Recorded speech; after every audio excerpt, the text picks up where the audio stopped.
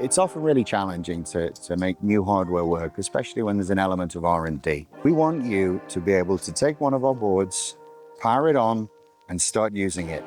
We want you to be able to connect it up to the Foundry's platform, immediately boot, see connectivity, look at the characteristics of the device remotely, manage that device, and then you can start developing your application and your value.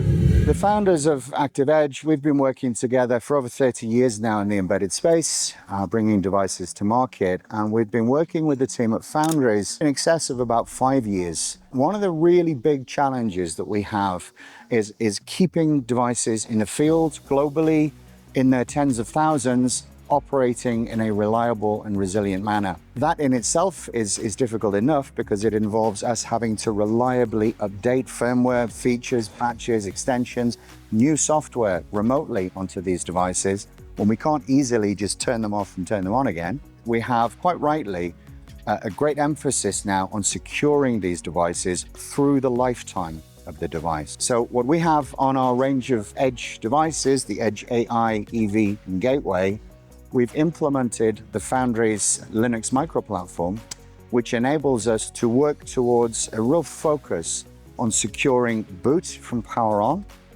on a chain of trust through signed bootloaders, kernels, operating systems, drivers, and also signing and securing all updates down to that device through the life of the product. And so it's very beneficial to us in terms of integrating and selling these OEM devices to our customers. We can leverage the great work that Foundries have done to focus on this security, this set of security requirements.